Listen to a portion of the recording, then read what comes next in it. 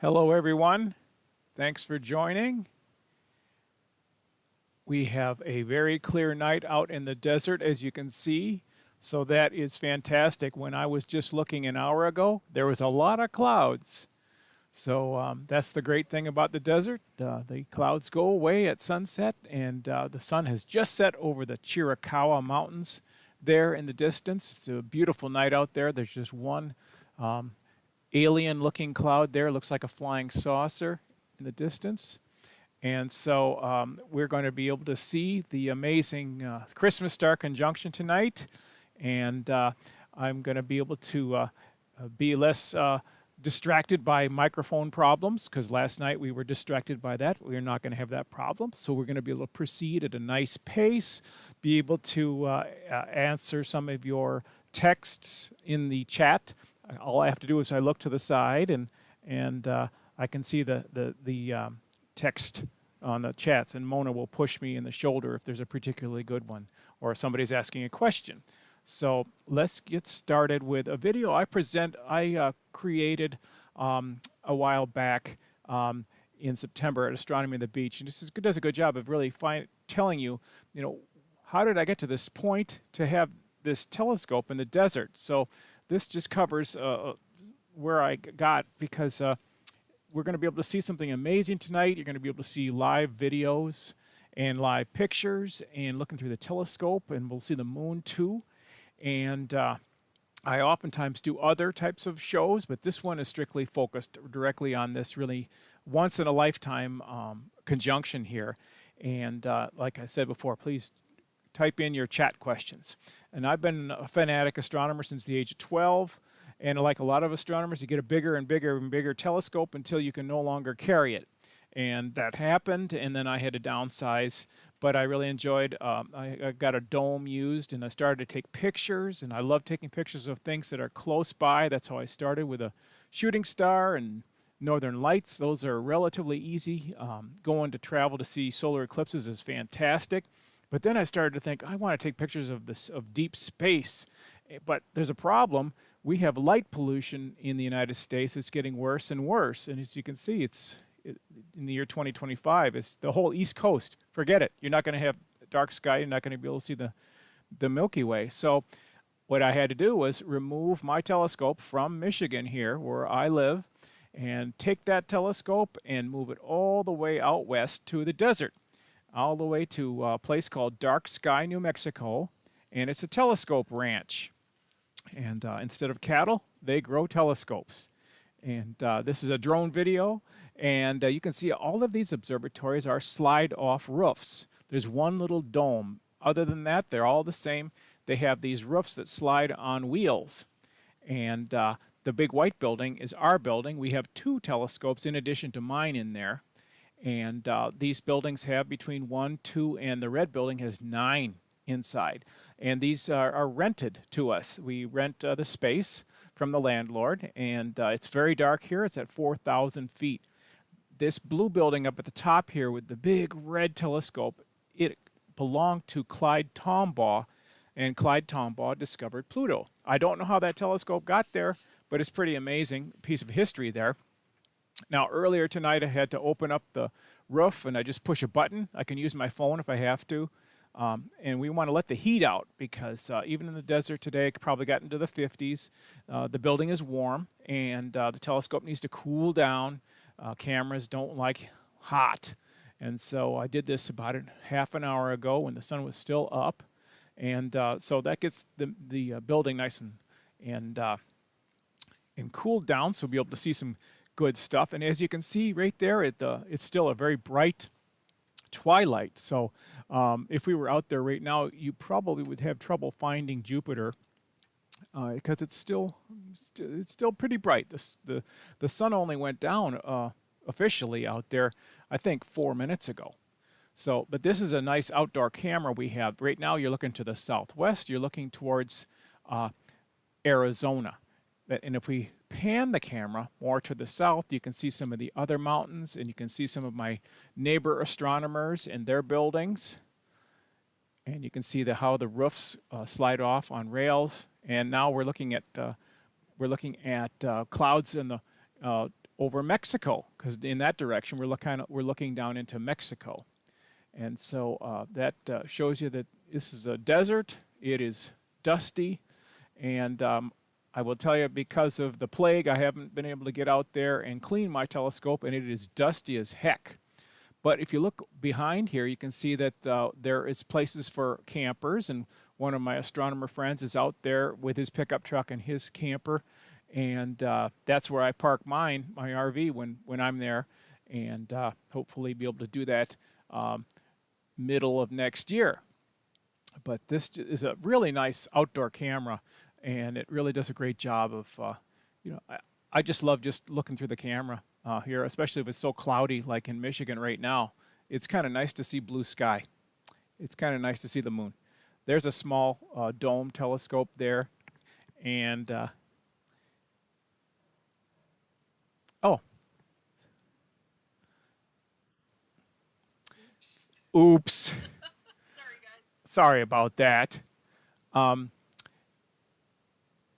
the right here, you can see a nice hill, and the house that belongs to our landlord is there, and then behind it is a hill I think it's about 600 feet above us, and that is a really great hike with really cool mineral rocks that you can see. But the sun has gone down, and I'll just leave the camera right here. And hopefully at the top of this picture, we should be able to start to see Jupiter. At least that's what it looks like to your eye. So, and go ahead and just, if you got any questions, you can type it in the chat. So I think what we're going to do next is the easiest thing to see tonight is going to be the moon right now. So what we're going to do is I'm going to get rid of this. And now what we're looking at is on the upper right here, that's the live shot of the telescope. And it is let me see if I can do a bigger, there we go. That's a bigger shot of the telescope. It's on a white mount. It's a one-armed mount that is made here in Michigan, a plane wave. And the black tube is the telescope. It's just a regular reflector telescope made in Taiwan. It's a 10-inch reflector, and inside the silver shoebox is a Canon camera. The shoebox is a cooler, because in the summer I have trouble taking pictures in the desert because it is so hot, and that is a homemade cooler box that surrounds the camera. So that's how that works, and I will go back to the small view. There we go. So we've looked at the agenda is we've looked at the observatory, and now we're going to look at the moon.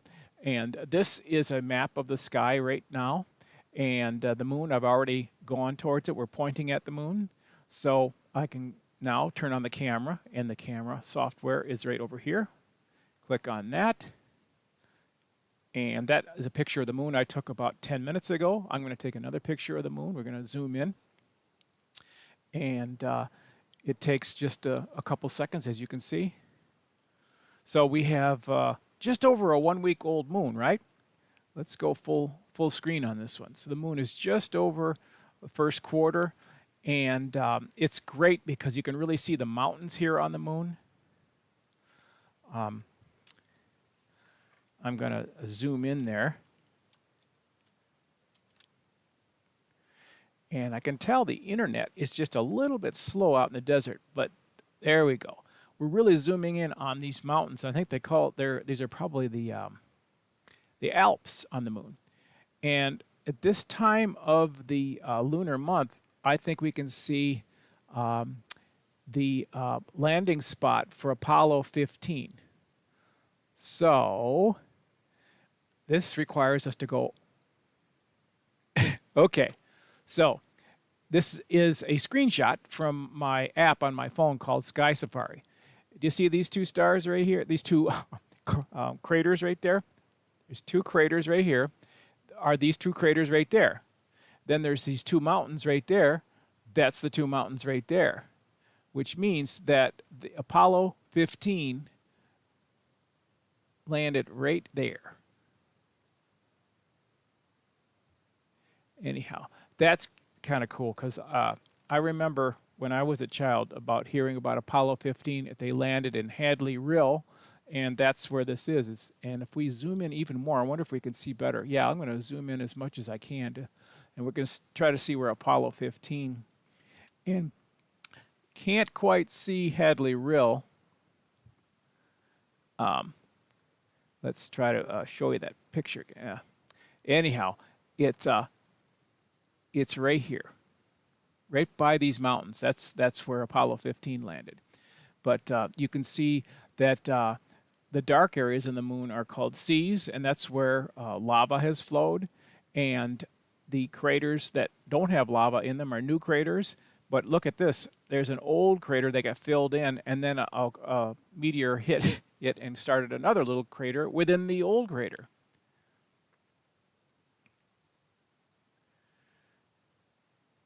So I think it's time now for a live shot of the moon. So what we'll do now is switch over from taking a picture to taking a video. So I turn on the video on the camera. And we will select the part we want to zoom in on, which is right there. And what we're doing is we're using the live view function of a camera. And so that is pretty good, but I bet you it's a little overexposed, isn't it? So what I do here is I just take the sensitivity down. It was at ISO 25,000, which is kind of ridiculous. And we're a little bit easier, a little bit lower sensitivity. I can take it to a little bit shorter exposure too, like a 5,000th of a second. There we go. And I think we can go 10x. Let's go to 10x. Now you can really see that. And we might be able to fix the focus. Focus is one of the irritating things. This is the only frustrating, irritating thing about having a telescope, especially remote, is you got to refocus it, especially in the evening, because the atmosphere is boiling, as you can see there. All the heat from the day is being released. So I just pushed a button and I made the focuser go in one direction. And I think it improved a little bit, but notice that we have some serious boiling of the atmosphere there. That is really amazing. I'm pushing the button one more time to see if I can make it a little bit better. And yep, that's about the best the focus is going to be. But so this is called the seeing or the scintillation. And our seeing tonight is pretty marginal, but hey, we'll take it. It's clear. And so this is fun to just take a look. It is clear. That's a big thing. And Mark says the straight wall is near the terminator. And exactly, let's see if we can see the straight wall. Okay, so it's a little bit below this field of view. And the straight wall is it's basically a lunar cliff that extends for dozens of miles. And so if we're going to now look inwards towards the center of the moon, like right here, lock into place. And when I was peeking at it earlier, I couldn't see it. I think it's just in the dark there, right? Probably in the center. So I think the straight wall is not quite there. And that's too bad because it's really cool. But these mountains are really interesting. So let's go down a bit and let's take a look at those mountains. So we switch out to more of a wide field. There we go. And we go a little further down to see those Alps. There we go. And don't worry, we're going to be able to see Jupiter and Saturn. We're just waiting for it to get a little darker out there. That's a great view. And there, see the scar that's cut right through? That's called the Alpine Valley. Alpine Valley on the moon. It's a valley that was cut right through, and that's pretty cool. It's called the Alpine Valley, and we got some really cool craters there. I don't have the anything more, but it is cool that we did see that these two craters here point to the Hadley area, and that's where Apollo 15 landed. So you can see that, and then these are the Alps, the lunar Alps, and I believe they are pretty high. Maybe not as high as the Alps on the Earth, or maybe just as high. But I do know that the Himalayas are definitely taller than anything on the moon. So that shows you the moon, and what's great about the moon is it's always there. It's easy to see, and one time there was a lunar eclipse here in North America. If you remember, we had 4 lunar eclipses all in the same 2 years, and we were clouded out for one, and so I invited folks, and we watched it in the basement on my big screen. We just watched the feed just like this, and we watched the lunar eclipse proceed through. And so we were not foiled by the Michigan clouds, or as sometimes we call it, the Michigan Nebula. Oh, there we go. Now we've really maximum. We're at maximum power. We're really seeing it, but boy, we're really magnifying that the boiling of our atmosphere. It's really getting.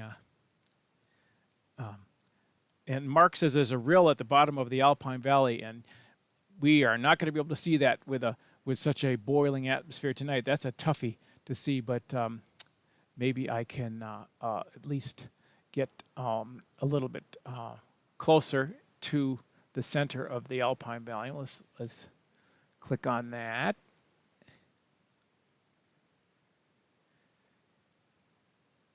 There we go, 5x and 10x. Now we're going right on the Alpine Valley. We're going to see what Mark suggested was the little rill, like a little creek bed that runs straight down the middle of this Alpine Valley there, but it's a toughie. We would need even more magnification and a better day because it's just not cooperating for such a level of high resolution. And another thing I wanted to explain here is that the moon, if you take a look at this, it does have a little bit of a pinkish hue to it. And there's a reason for that. My camera is set up to be more sensitive to red because hydrogen alpha and glowing red gas out there in space, the cool stuff, the nebula, they glow red. So I had the camera modified so it would be sensitive to the red. And so it makes everything pink. So there is our shot of the moon. And so we go back to the telescope and we say, okay, but before we move it, let's just see what the sky looks like. We'll go back up. Whoop. We'll go back. Well, I want to get a better look at the. Oh, there's that.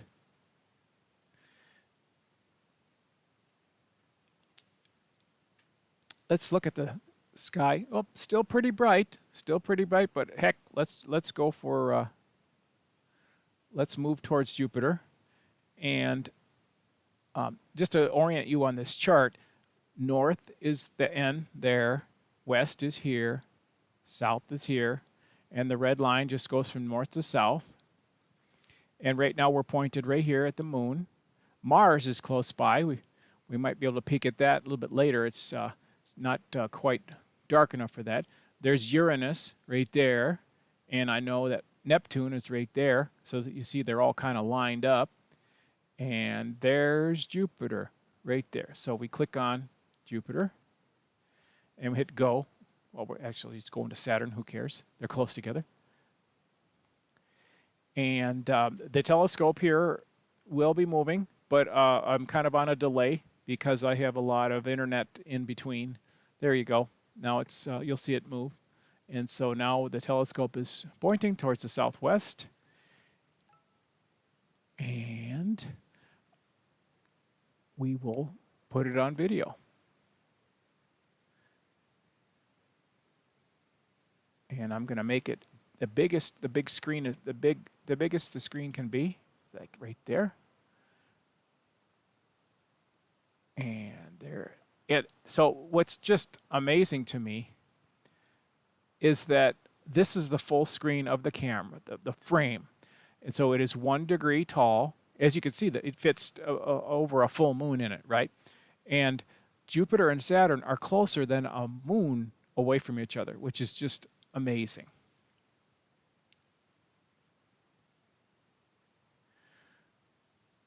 And I think our focus needs to be tweaked. So let's turn on the focus. And of course, focusing is the most exciting thing to watch, isn't it? I'm sorry, it's very boring. I wish I didn't have to do this, but it won't take long. All right, and I pushed that in, and I pushed it twice, and it looks like I made it worse. So that's pretty easy. Push the other way 4 times.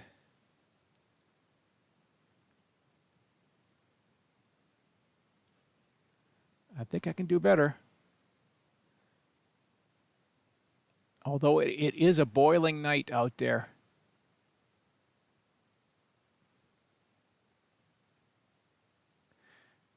Perhaps that might be as good as we're going to get it right there. Yep, I'm sorry, but that's probably about as good as we're going to get it. But it's pretty spectacular. We are seeing Jupiter and Saturn there. And I recommend everybody to have an app on your phone that shows you where to find things in the sky. And Sky Safari is the best, my opinion, that you can buy. A great program. And then this was a screenshot from Sky Safari that kind of tells us what is going on here. There we go. So if we, I'll make this a little, put it to the side here. Well, is it going to let me shrink it? Yeah, I'll shrink it. There we go. All right. There we go. So you got it on the screen? Good. Okay. So you can see that there are 2 moons on one side of Jupiter and 2 moons on the other side of Jupiter. So the one on the far left is Ganymede, and then there's Io, and then there is Callisto, and then finally on the right there is Europa. Titan, the moon of Saturn, is not quite visible. It would be just kind of down and to the left. Not quite seeing that, but we can try it. What we can do here is I can turn up the sensitivity and make the exposure longer so we can see the moons. What we're doing now is we're way overexposing the planets in order to see the moons. And that's how, there's always a price to pay because the moons are faint, the planets are bright.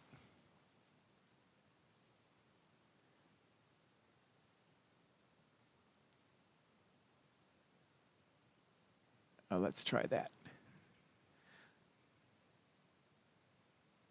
And does anybody else have any questions? Come on, you can ask me anything you want.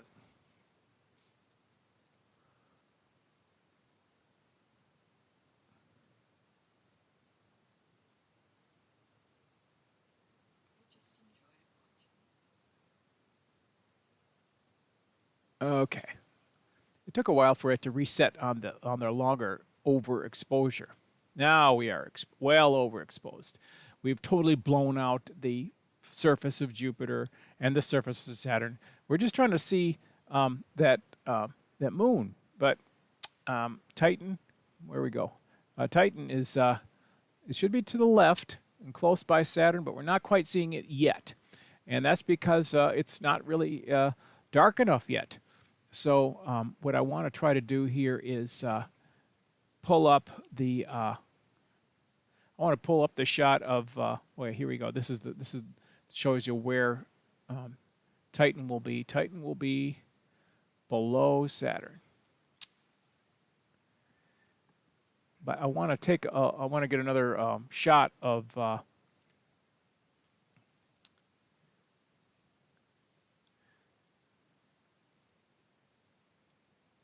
Of the sky. Here we go. And see, it's still pretty darn bright out there, and I'm not seeing.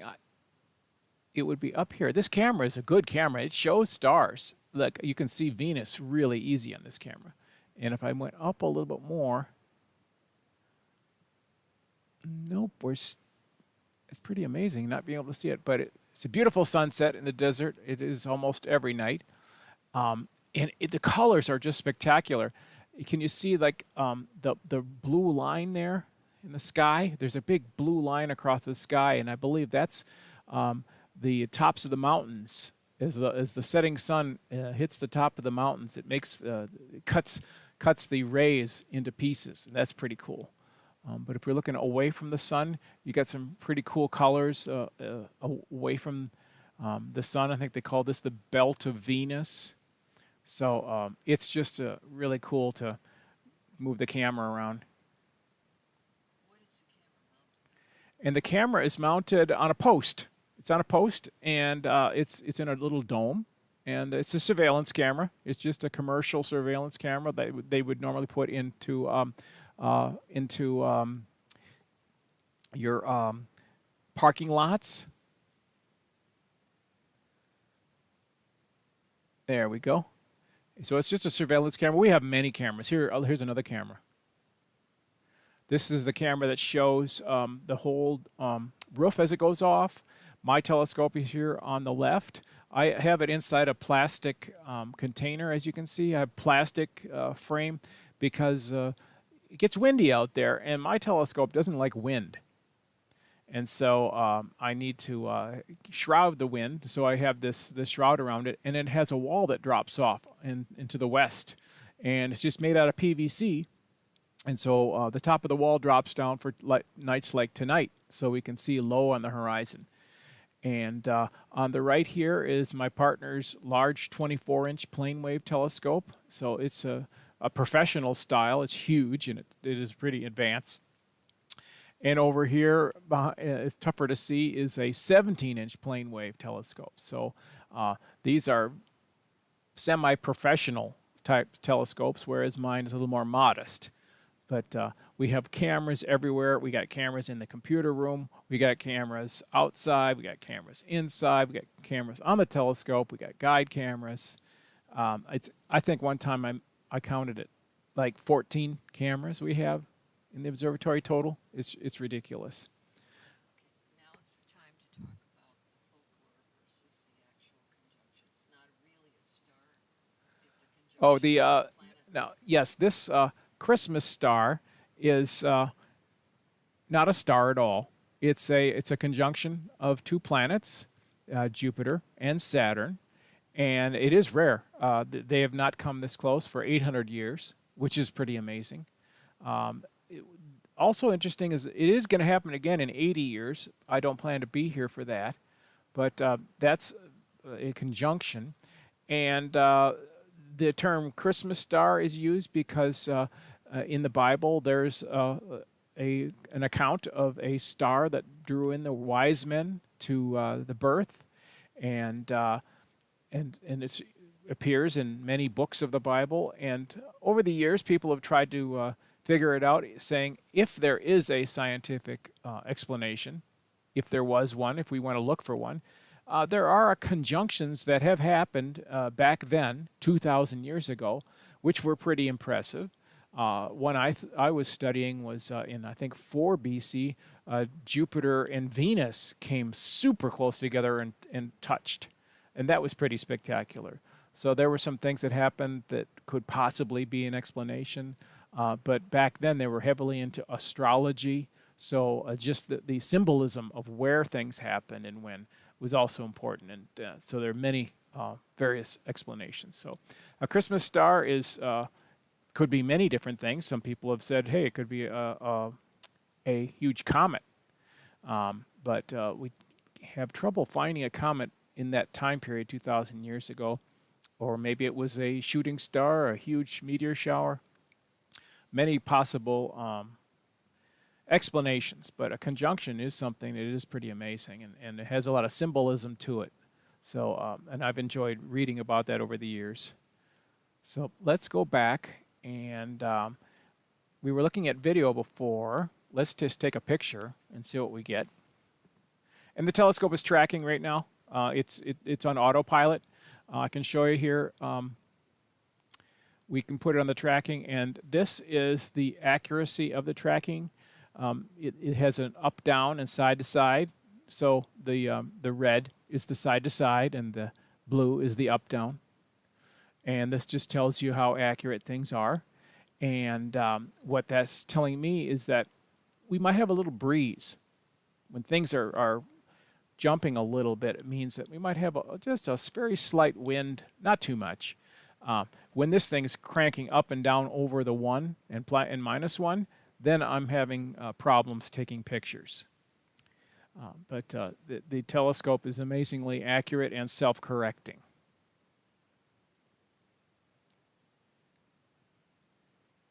And so here is the picture we got here, and we are at very fast exposure, and all we got there is Jupiter. So we need to turn it down. So I'm going to make it a much shorter exposure, and we're going to see if we can find Jupiter's bands. See Jupiter's cloud bands.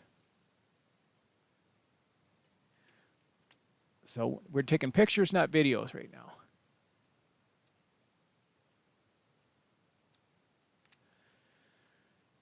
And we're that the atmosphere is boiling a lot. So it's going to be tough to get a sharp image, but at least I want to be able to show you those horizontal lines in this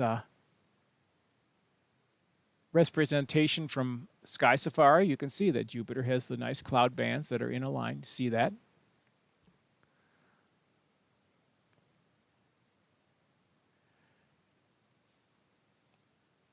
Well, with so much activity in the atmosphere and it's being so turbulent, we might be better off just leaving it on a video. Because look at how badly distorted. That's a pretty crappy picture. That's not. That's exciting. Well, just the fact that you can see the two in one view. I've never done that. I mean, I've been doing this for almost 40 years, right? And no, 45 years, and I've never seen two planets in one eyepiece view. This is exactly what you'd see looking through a medium power eyepiece, and that's amazing. Never, ever. So let's go to the video. And now we are, yep, oh, look at it. The telescope is, as you can see, highly accurate in tracking. It keeps things centered really, really, really well. So this is the overexposed, but it does a great job. Oh, now we can see, there you go. See that moon right there? That's Titan, right there. The moon of Saturn, it's the largest moon in our solar system, which is really cool. There's a question. What is meant by boiling? It's the atmosphere. Well, the atmosphere is boiling, I say, because the heat on the desert floor is coming off because the sun heated up the desert floor and it's hot, and now the sun is going down and that heat is rising, and as the heat rises, it mixes and it makes things very turbulent up there in the sky, and so things are not steady. It's the opposite of steady, and so it distorts. As you can see, we are getting bad distortion because of this heat. Also, if the jet stream is overhead at 50,000 or 40,000 feet, that will mess up your viewing too. And I do think we might have the jet stream causing some problems for us tonight. So yeah, so that's a great question. And my telescope is moderately sized. Okay, so I'm not that impacted by the boiling. I can take pictures almost every night. Oh, that's a nice view of the warping. Saturn has got this warping effect of the rings. It's kind of interesting to see that. But the bigger telescopes, like you saw in the building here, that my partners have, they're much more sensitive to a night like tonight. So they may choose not to take any pictures tonight. when it gets dark because, Suggests that you refocus. well, Mark he's an optimist. We will try to refocus.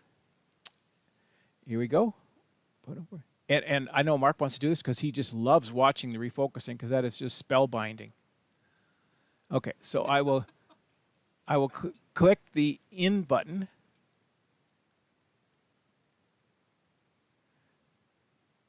Okay, maybe slightly better. I think that's about it. We're not going to get any better than that.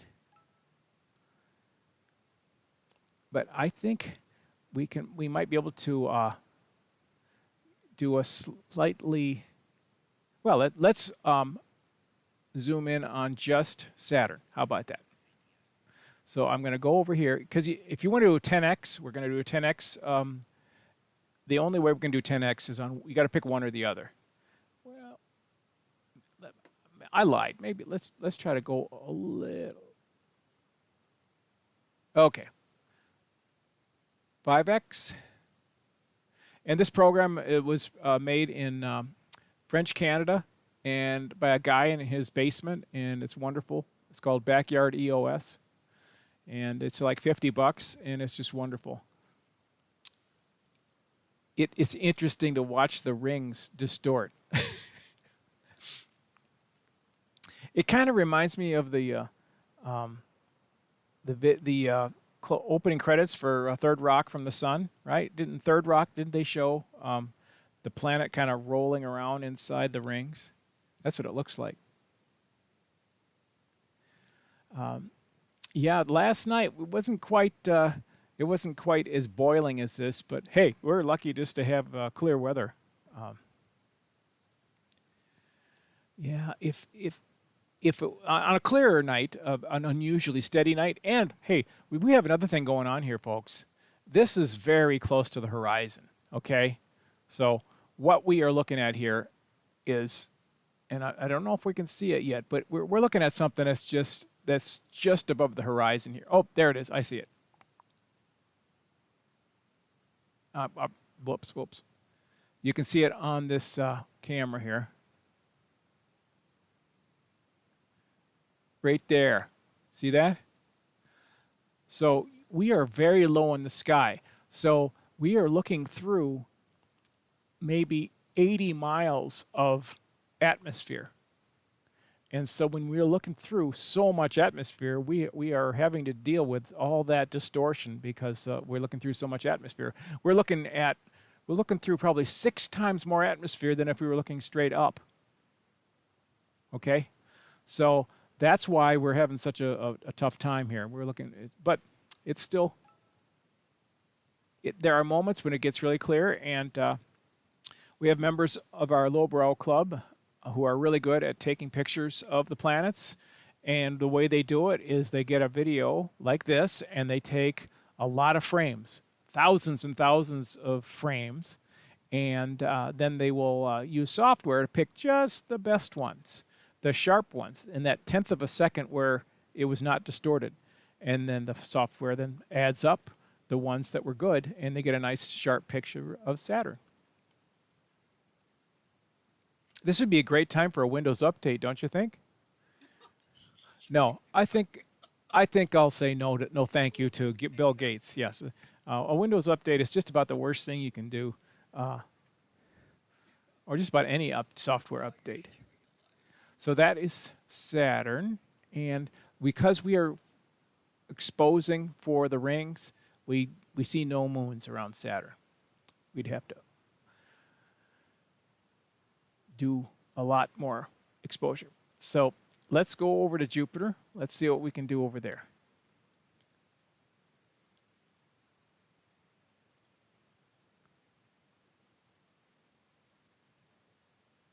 And we are lucky that it's not very windy out there, because the wind can be very strong. And but it really gets windy, it seems like in March. Boy, March is always super windy out in the desert.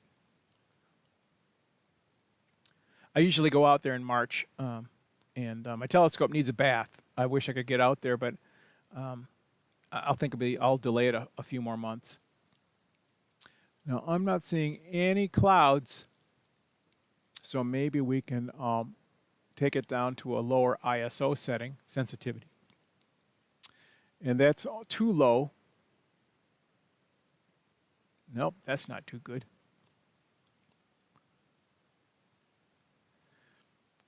And Jupiter is a gas giant planet, so is Saturn, meaning it's mostly gas and not a lot of solid. And so they have these clouds that surround the planet, and they cause huge storms all the time. And the red spot is probably not visible tonight, but we wouldn't be able to see it. It would be tough to see tonight. No, we're not going to be able to get a whole lot of detail off of Jupiter tonight. So let's go back to see both and try to get our best view, which is going to be both of them together, maybe a little bit of overexposure.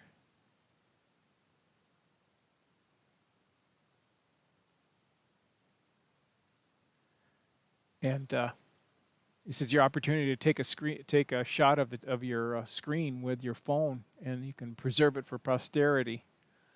But you probably want to wait until I get this a little bit better. We're going to up the sensitivity. Let's go to 10,000.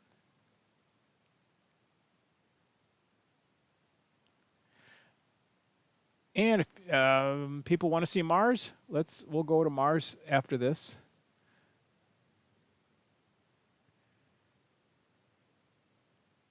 All right, I'm still going to increase the sensitivity here.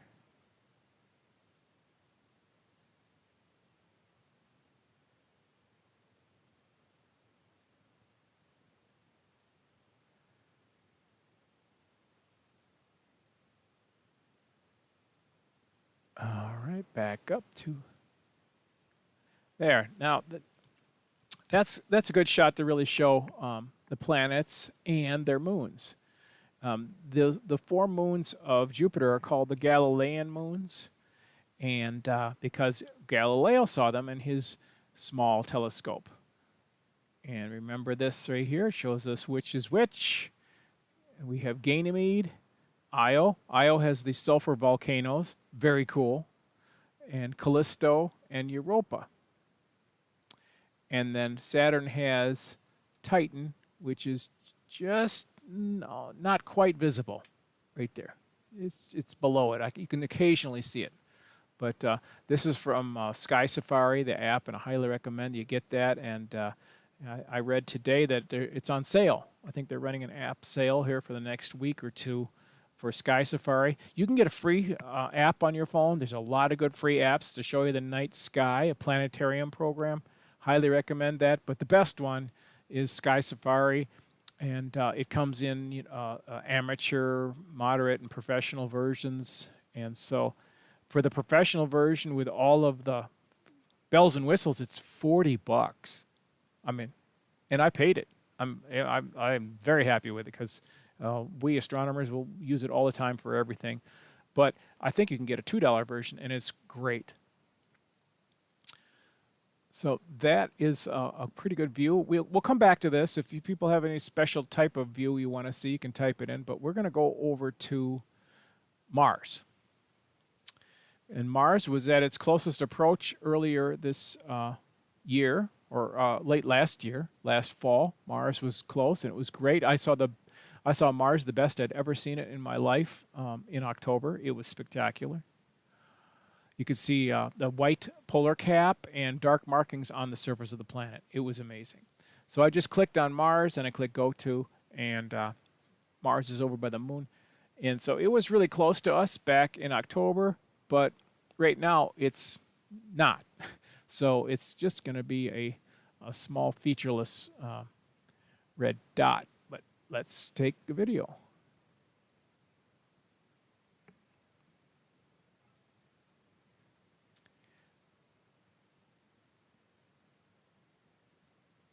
Now, the good thing about Mars is it's nice and high in the sky right now, as Mark does say. So we don't have as much boiling, as you can see here. I go to 10x. Yeah, there's 10x. It's pretty good. So let's turn down the sensitivity here, see if we can get any detail on Mars here.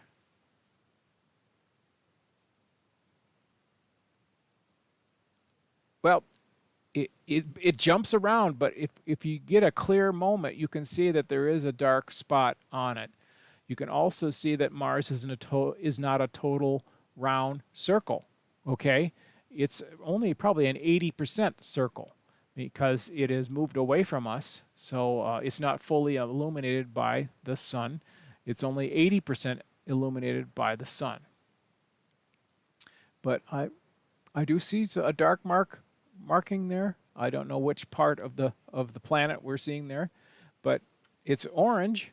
So those other planets we're seeing, Saturn and Jupiter, are a little more yellowish and whitish, but this one's definitely orange. And Mars is more orange because it's got a lot of rust iron, and oxidized iron is rust, and it's orange. Well, we got another planet in the area, Uranus. Now this one should be a different color. It's another gas giant, and this one should be more bluish. But it's fainter, right? So I have to crank up the sensitivity. And there we go. And we're at 10x, so you can see how small Uranus is. It's out there, you can correct me, but billions of miles. I think it's out there at least 1 billion miles away. So it's a long ways off, even though it's pretty big. But what's impressive is we can see that it does have a little bit of a bluish cast there. And boy, the atmosphere is pushing it around, isn't it? And our last planet on our tour is Neptune. And that's the furthest of the bona fide planets since Pluto got demoted. So now we're going to see Neptune, and it's also a gas giant. And it's further out, so look, it's fainter. So we got to turn up the sensitivity and the exposure.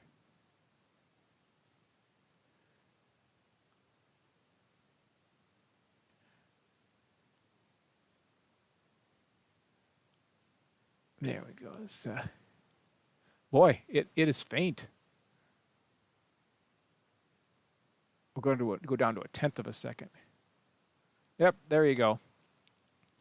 So Neptune is billions of miles out there, and that's the best you're going to get.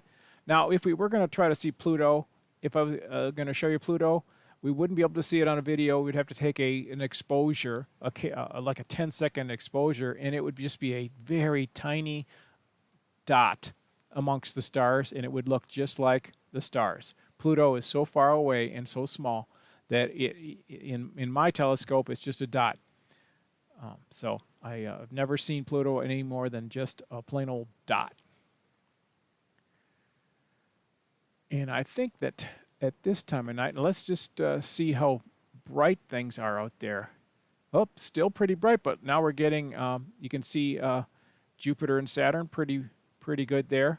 If I zoom in, I might be able to do a little bit of zooming.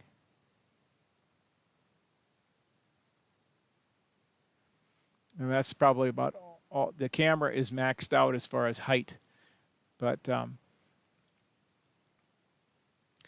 it's stretched into a line there because it's being distorted by I think the dome, the plastic dome that surrounds the camera. So it's probably better just to zoom out. But you can see that we're seeing one dot, not two, right there.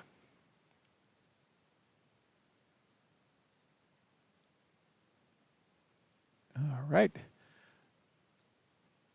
Now we'll go back, and because I don't think there's anything else we can see in the sky at this time of night because it's just not dark enough. Now, in a couple of weeks, we'll do another show where we will have more dark stuff that we'll look at. We'll try to see, well, we'll look at Andromeda Galaxy, some other galaxies, and then maybe even the Orion Nebula. So we'll be doing that in a couple of weeks. So I'll let everybody know about that.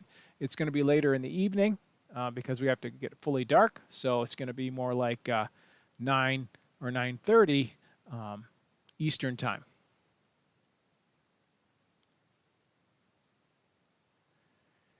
Let me try one. The Pleiades, the Seven Sisters star cluster. Not sure, but they might be bright enough that we can see them. So let's give it a shot.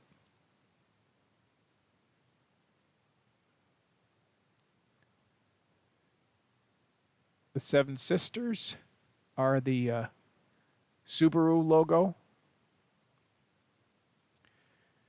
Subaru means Pleiades in Japanese.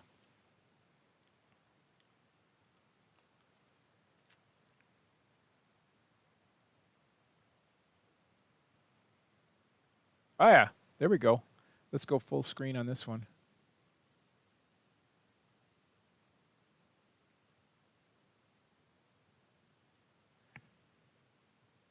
Well, we are not centered on the Pleiades, so I probably could do a better job of that.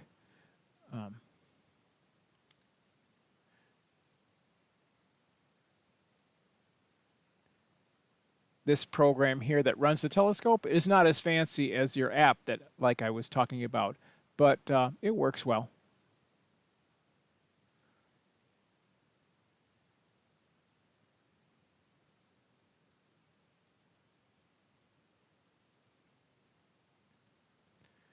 Let's try that.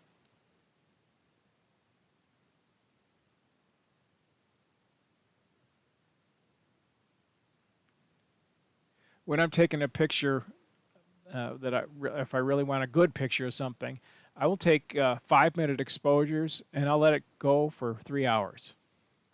I just recently took another set 2 nights worth of the Pleiades, and they were beautiful, and so I'll have to work on that.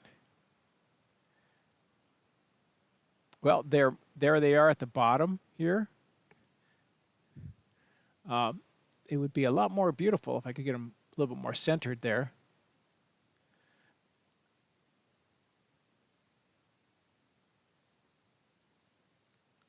And we're going to go longer exposure.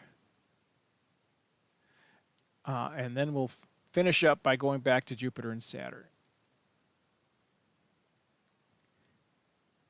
But the Seven Sisters are always nice.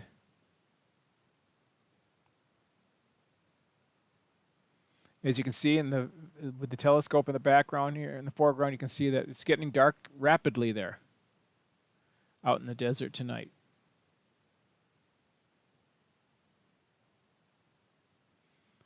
There, we got a good, at least the right-hand side, you can see some of the Seven Sisters really well there. These spikes are part of the telescope. They are caused by the telescope. The telescope has a secondary mirror that's held in place, and it has these metal parts that really intersect the starlight and break it into 4 pieces. So if you have a refractor or like a binoculars, there's no spikes. And so some people really like them, and they have a refractor, so they'll use Photoshop or another program to make fake spikes, which I find just hilarious.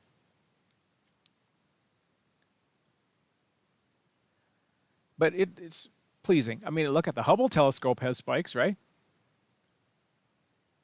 All right, we'll finish up by going back to Jupiter and Saturn. Rays on the stars, light rays. Light rays, yeah, the stars are... All right, so we're going to finish up here because we're coming up to almost an hour.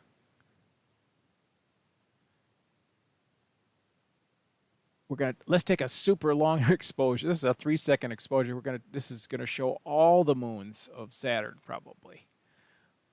If we're taking a 3-second exposure. Saturn has dozens and dozens and dozens of moons. So does Jupiter. Now that's an overexposure, but you can see that.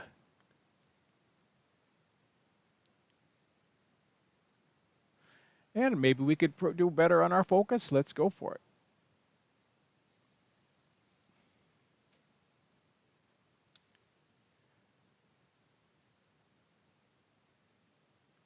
All right.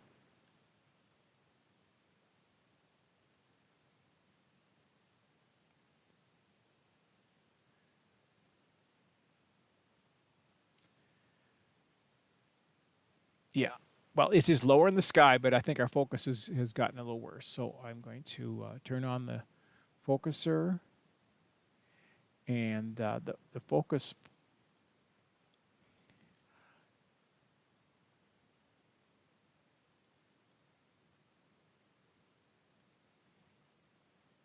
The internet is getting a little cranky out there.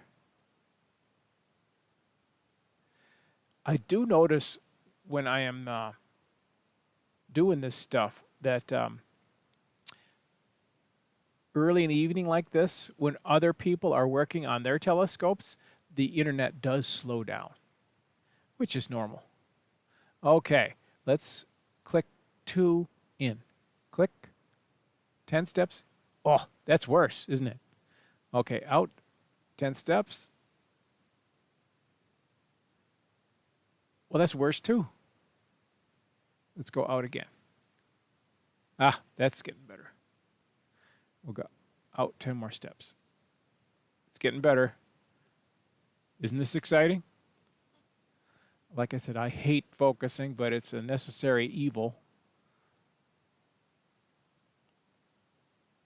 And I'm going out another 10 steps. Boy, it is tough to see. That might be it right there.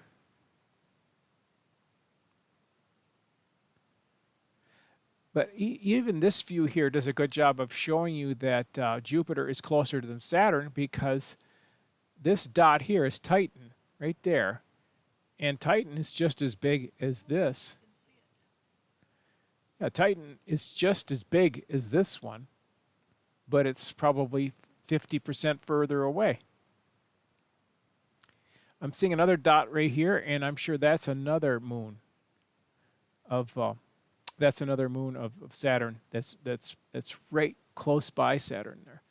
So let's turn down the sensitivity here. Get something a little more pleasing, perhaps.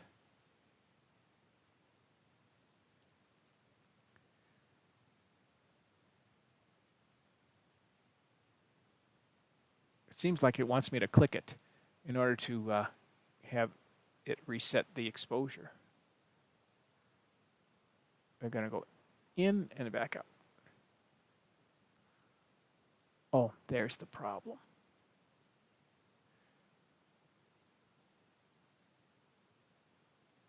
'80th of a second. There we go. Now we're getting a little more detail on Saturn. You can see the rings somewhat there. So we'll tell you that last night it looked a lot like this, but Jupiter was over this way. It was right there. And over the next couple nights, Jupiter will just be moving this way and then further away. So last night and tonight are the optimal nights to see it all in one field of view, which is great. And any other requests before we sign off here? Because I'm gonna sign off. I want to show you one last picture, show one last view of the sky out there. There's a very nice setting sun. And you can see the mountains and some of the stars straight south. And we go more pointing towards Mexico. It's very dark there, and the camera has trouble. It has trouble focusing because it is so dark out there. But the moon is very bright tonight, and really makes a big difference. And so.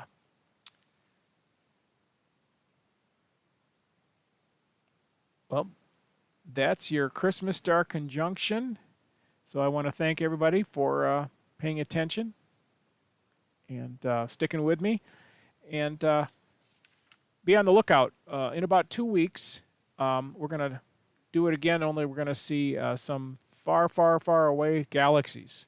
And maybe the Orion Nebula and Andromeda and stuff like that. So we're going to wait for the moon to be gone and have it nice and dark. And I'll also take requests. If there are people who want to see something cool or special, I will take requests, and then we'll be able to see those things. So until then, I will say Merry Christmas and good night, everybody.